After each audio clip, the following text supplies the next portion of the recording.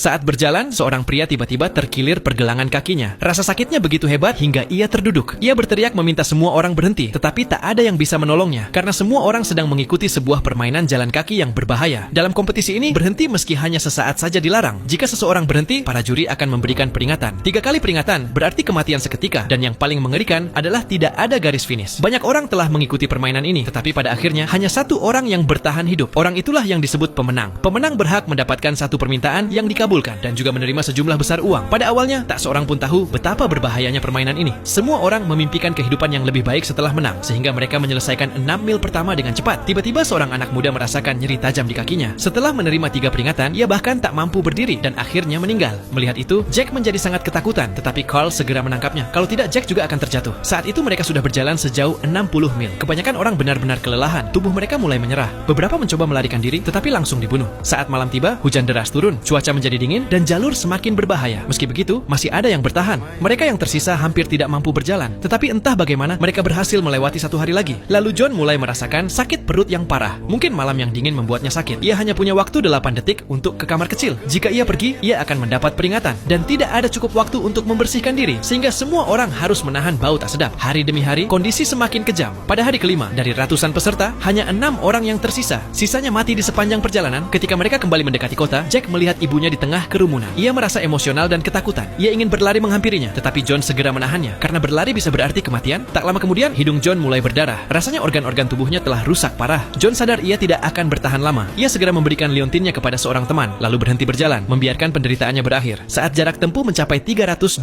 mil, hanya 3 peserta yang tersisa. Para juri terus mengejek mereka, dan suara kerumunan semakin keras. John merasakan paru-parunya dipenuhi darah. Ia